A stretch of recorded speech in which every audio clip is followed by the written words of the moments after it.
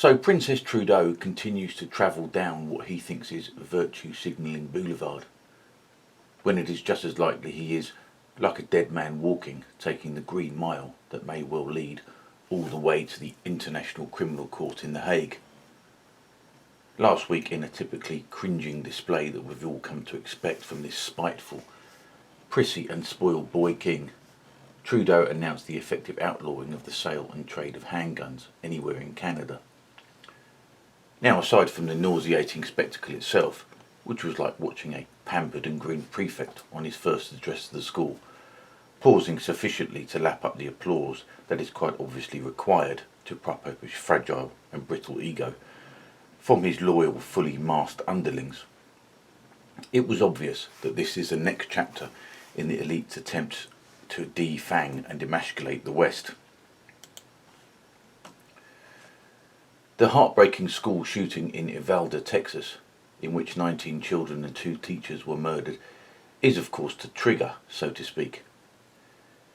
Even before all of the details have emerged of this tragic episode, Trudeau is there, exerting even more control over his reasonable, polite, and hitherto placid compatriots. The Uvalde shooting happened in another country and involved a rifle, not a handgun. But for the impatient 21st century totalitarian, that was good enough to move on to the next phase. But one does get the feeling that Trudeau and his administration are somewhat disappointed that a similar massacre didn't happen on their patch. Turns out they couldn't just rely on those racist and misogynist truckers with the unacceptable views to step up when they were needed. So a mentally disturbed 18-year-old Texan will have to do. Now, I'm not attempting to make light of the Texas shooting in order to make a political point. It was tragic in the worst possible way, and I, probably like most people, can't imagine anything worse, because we just cannot imagine anything worse than the murder of children.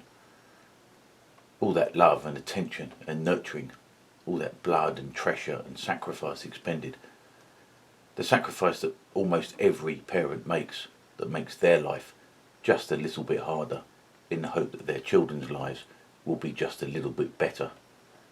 All that hope that they will be happy and fulfilled, and that all those sacrifices will be remembered and in time appreciated and then passed on to their children.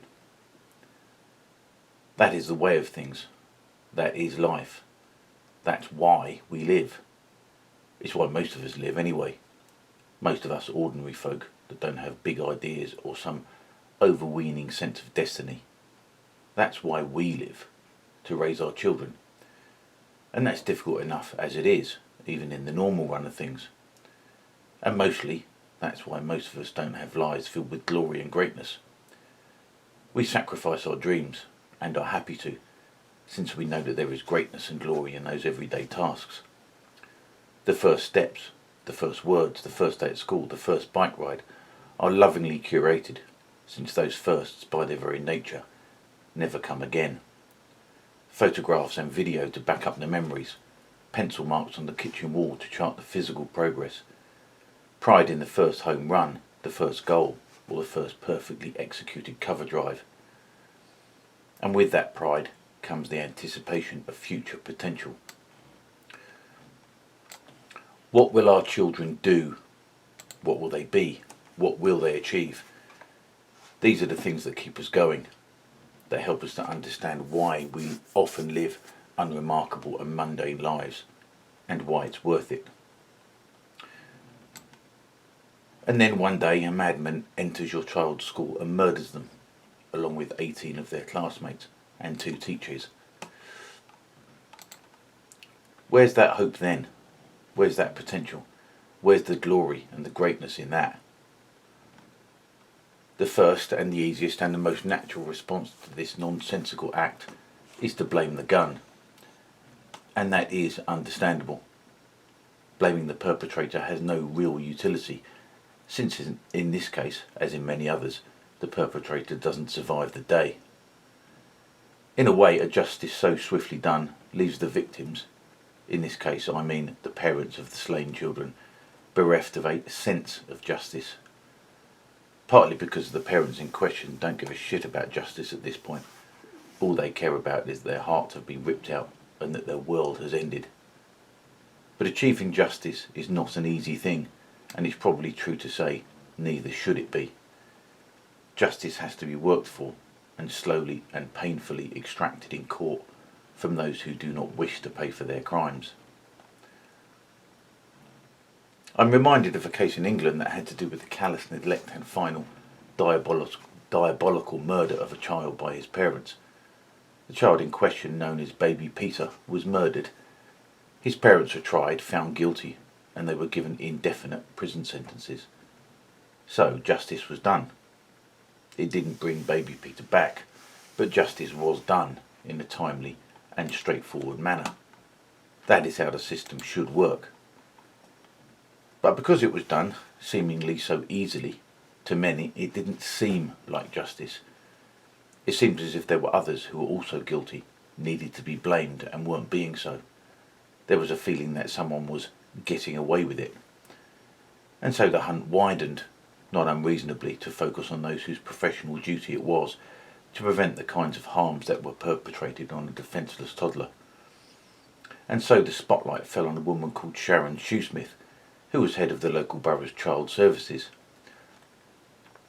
As a senior social worker, it was right and proper that Shoesmith and her team be investigated, if only to highlight any gaps in their knowledge so that a similar case could be prevented. But as I say, because the official justice of criminal responsibility had so easily been achieved, since the parents' guilt was irrefutable, there was never that sense of catharsis that appears to be a vital element in our notions of justice and retribution. Someone was getting away with it, and that person, in this case Shoesmith, had to be hounded down and accountability had to be crowbarred out of her. I suppose that it had to be adversarial. She was identified, she protested her innocence, and so the catharsis could begin. It was her protestations of innocence that gave some meaning to her persecution. If she had merely and humbly thrown up her hands and said, yes, it was all my fault, resigned and accepted any punishment handed down to her, perhaps including a prison sentence as well, it would have, and I can't think of a better way of putting it, it would have taken the sting out of the chase. The persecutors have to sense blood in order for it to be meaningful. Now, I'm not well enough informed on the details of the case to have an opinion on whether Shoesmith deserved the opprobrium heaped upon her, and I'm certainly not saying that she shouldn't be held accountable for any professional failings. After all, a well-paid and senior civil service position comes with responsibilities when the ship goes down. Somebody has to carry the can. But whatever her failings, it wasn't Shoesmith that murdered baby Peter. It was his parents, and they got what was coming to them. The only people really, genuinely and completely responsible for his murder were his murderers.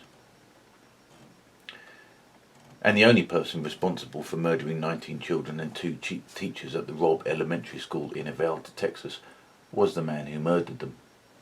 There may have been others that perhaps failed in their duty, as some have suggested of the armed policemen during the siege, and maybe some blame should be apportioned to anyone who inspired or encouraged the massacre, whomever that might be.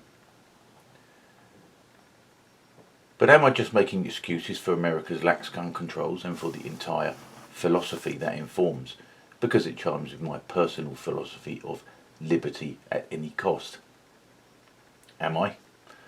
I can see why people would think that, and as an extension I can see why I might be accused of caring more for my libertarian principles than for the lives of real life, flesh and blood children. And I can accept, in the midst of the anguish of a tragedy of this scale, that people will lash out as a part of making sense of the senseless. It's what people do when they're searching for answers. But do people think that I, and others who share my position, really do not care about these children?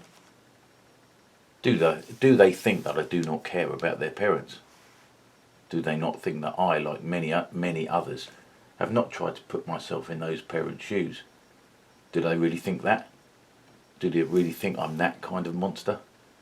Do they really think that I consider those helpless, innocent children as no more than collateral damage in the noble cause of freedom? That they were expendable? And do they not realise that massacres like this are at the very least, somewhat inconvenient to the desire to uphold the Second Amendment? When a principle comes under pressure, defending it is difficult and it is uncomfortable. If there had never been any mass shootings, and in particular no mass school shootings, defending the right to bear arms would be easy, just as defending informed consent and bodily sovereignty with regard to medical procedures was easy when there was no pandemic. Because before COVID, all medical ethics, everywhere, championed those principles. But in 2020, those principles suddenly became inconvenient to the pharmaceutical companies and to governments, and they were instantly and utterly abandoned. And most people also abandoned them and turned on their fellow citizens. And I'm beginning to think that we're being deliberately threatened with the most horrible things in order to make us give up the most valuable things we have. And this is something that's been going on probably for some time in other areas. In the last 50 or so years, one of the horrors that has most commonly been presented as an existential evil that we must all guard against has been racism. Most of us feel that judging people just because their skin is a shade or two darker than our own is at least a deeply unpleasant trait. And if you happen to be on the wrong side of that, it's even worse. But there are worse things than racism. A lot worse. But this fear of racism has elevated it to being the very worst thing. So much so that those with difficult and awkward questions, mostly about immigration and militant Islam, have been completely sidelined from the conversation.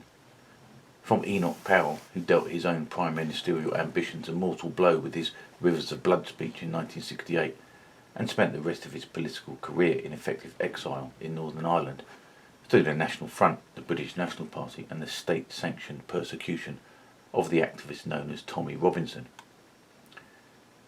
Any and all discussion about immigration was equated with racism, and so therefore beyond the pale, so to speak, so that any political party, either in Britain, France, Germany, and elsewhere, that even just wanted to have a conversation on immigration, was sidelined as far right or racist. In the last two French presidential elections, where it looked as if the anti-immigrant candidate of Marine Le Pen might well prevail, all of the rest of the establishment candidates, as they were eliminated, threw their weight and their support behind the incumbent globalist establishment figure, the WEF acolyte Emmanuel Macron. Under no circumstances could Le Pen be allowed to win. The subtext in all of this is the loaded question posed, which is effectively, oh, you're not going to vote for the racists, are you? Surely you're not going to vote for those terrible people. This idea that voting for a political party that might want to put even a small restriction on the numbers of immigrants coming into one's country is presented as so reprehensible that it is one's duty to vote for anyone else, anyone at all. So no matter how damaging a particular party's record or policies are, how much economic damage they've done, how many people have been excluded from society for refusing to be bullied into taking a vaccination, how many small businesses they've destroyed, how many have been killed by their rash authoritarianism in forcing vaccinations on everyone, and no matter how many children they needlessly put at risk of lifelong heart problems, infertility, paralysis, or even death, it's still infinitely better than voting for the racists. But even they would admit that the murder of children probably is worse than racism, and that most people would agree with them. And so the same tactic is applied and a false dichotomy is offered. If you don't want children to be murdered, then you must surrender your guns. If you refuse, then you are as guilty as the Uvalde gunman. That's the choice. Give up your guns and you are a good person. Refuse to give them up and you're a little better than a child killer. So which is it? Are you a good person or the very worst type of person? Surely you don't agree with the school shooter. And this tactic has been successful enough to allow pretty much all the institutions in all the countries of the Western world to have been captured by this skewed philosophy. So successful has it been that previously vital aspirations for society, like economic well-being, have been relegated to secondary status. Nice to have, but a lesser priority compared to the goal of anti-racism. But the control freaks have a problem, a big one. And that problem is the Second Amendment of the Bill of Rights of the United States of America. This is of course not a problem for blackface Trudeau, which is why he's been able to issue his proclamation in Canada. But the Americans are not fooled. Well, some are, but not enough. There appears to be enough Americans who are wise to the guilt-tripping, shaming arguments that are being presented to them to get them to lay down their arms. Now, this position has been almost unintelligible to most foreigners for quite some time. Most of us believe that although America was impressive in so many ways, they had two big blind spots. No states provided healthcare, and their obsession with guns. Over the last 2 years, we and the rest of the world have come to understand the downside of having the state being in control of health services. As the former President Gerald Ford put it, a government that is big enough to provide you with everything you need is a government that is big enough to take from you everything you have. But a great many of us have come to realise that America's obsession with guns was a little deeper than we imagined. So many of us, myself included, believed that it was little more than a fetish, a hangover from the Wild West. And certainly there is that. One only has to look at a contemporary American commercial for a pickup truck to realise that that image that Americans have of themselves as frontiersmen is still very much alive and kicking. And there is a definite fetish about it, verging on the sexual, which is somewhat off-putting if you don't share it. And most of us don't. And most of us, like me, are not familiar with, nor are particularly interested in guns. We all know that Dirty Harry had a .44 Magnum, the most powerful handgun in the world, and will blow your head clean off. But what's an AR-15? What's a Glock? What is a semi-automatic? And what's an assault rifle? Who knows? Who bloody cares? Well, Americans care, whatever side of the argument they're on. And the American government also cares. They care a great deal. And we are slowly realising that perhaps we should have cared a little more, and we particularly should have cared after Hungerford and after Dunblane, particularly then. The Australians should have cared after Port Arthur, and New Zealanders should have cared after Christchurch. But we didn't. We allowed ourselves to be manipulated into trusting our governments rather than ourselves as we dutifully handed over our weapons. At the time, it didn't seem like the wrong thing to do. In fact, it felt like the responsible act of mature citizens.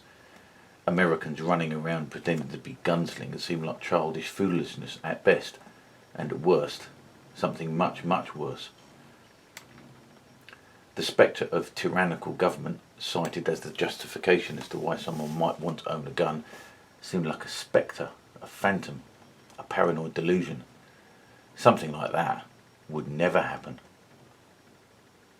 And then March 2020 came around, and it all started to make sense. Tyrannical government, we realised, wasn't something that just happened to other people. But the tragedy of Uvalde did happen, as did Columbine and Sandy Hook and all the others before them.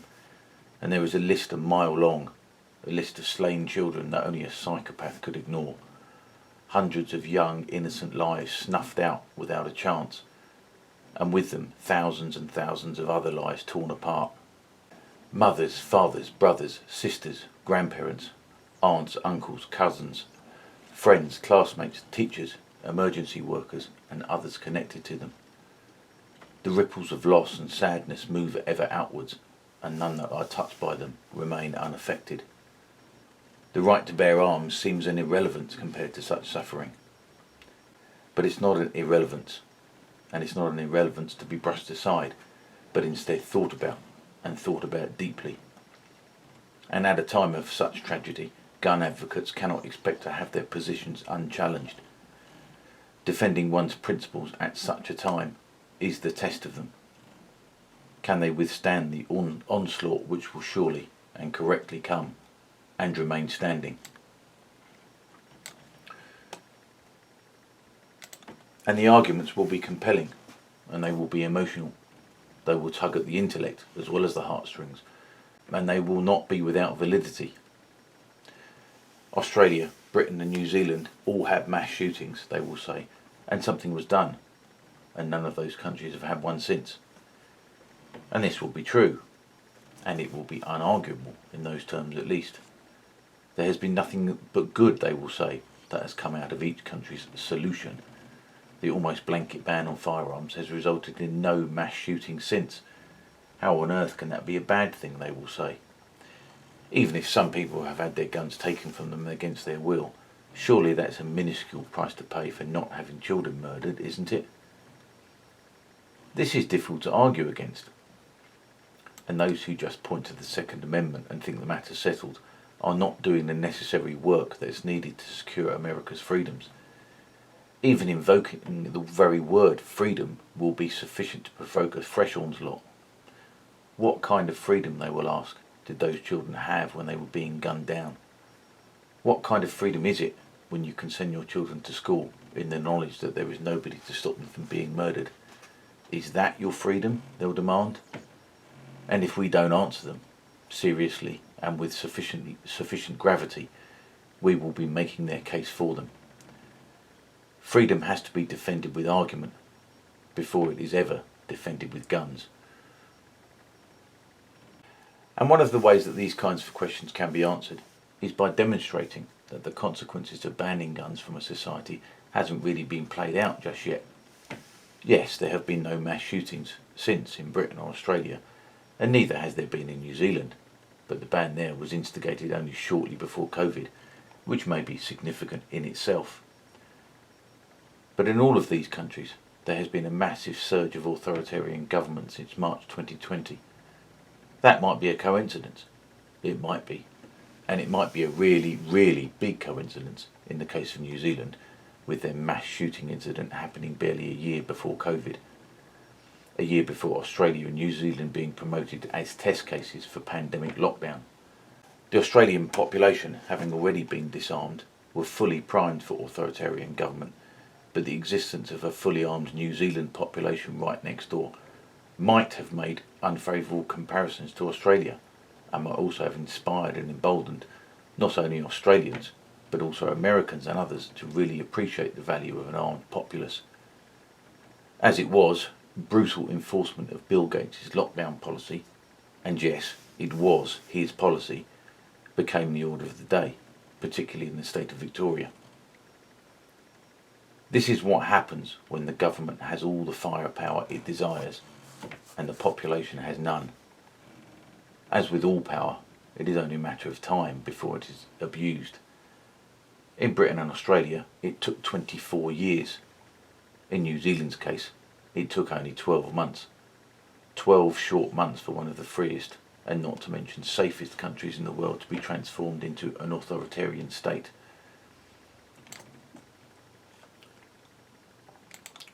But there is something rather strange about all these school shootings, something that has been bothering me for some time, something that doesn't quite ring true.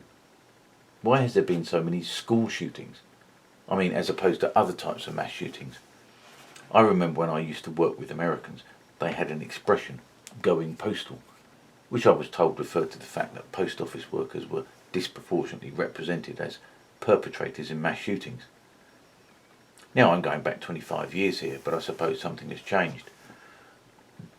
When was the last time a postal worker went on a gun rampage? I looked online, and with a very rough tot-up, it seems there were 15 school shootings in total in the 1970s, 80s and 90s, which includes the Columbine High School massacre in April of 1999.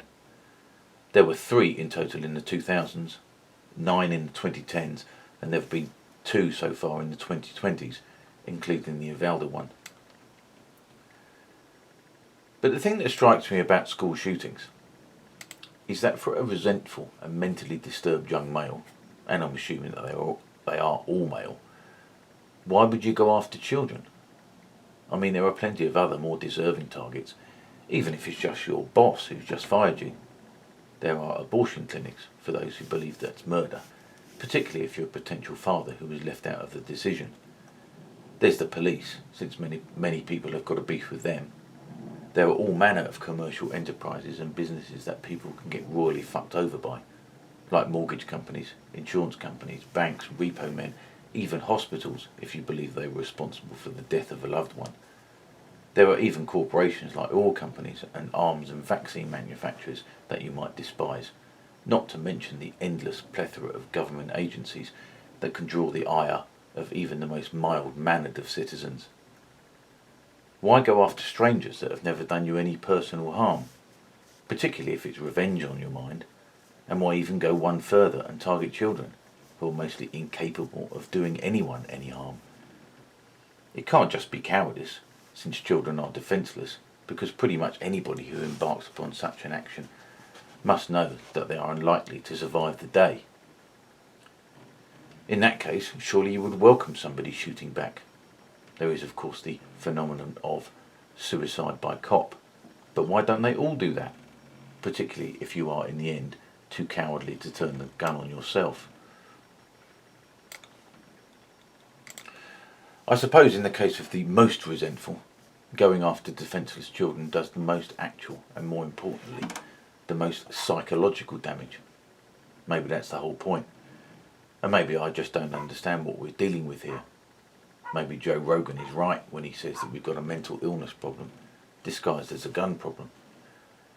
But in an age when so much of what goes on can only really honestly be described as evil, maybe that evil, whatever or whoever it is encouraging the impressionable and febrile minds of the resentful to do as much damage as possible. Maybe there are diabolical actors feeding this stuff online to the most damaged, the most on the brink, to get them to do their bidding. If you were trying to foment civil war, that might be what you do. If you were trying to pit Republicans against Democrats, Conservatives against Liberals, or even gun advocates against abolitionists, particularly if you wanted a particular outcome, like disarming the population. If you wanted to disarm the last holdout of armed populations, the Americans, that is probably what you'd do. You'd sacrifice the most vulnerable, the most defenceless, and the most precious members of society, its children. Killing children is the bluntest representation of the problem-reaction-solution phenomenon. Kill children in large numbers by provoking and goading a member of the public with extreme mental health issues. Watch the outrage build, and then bang guns.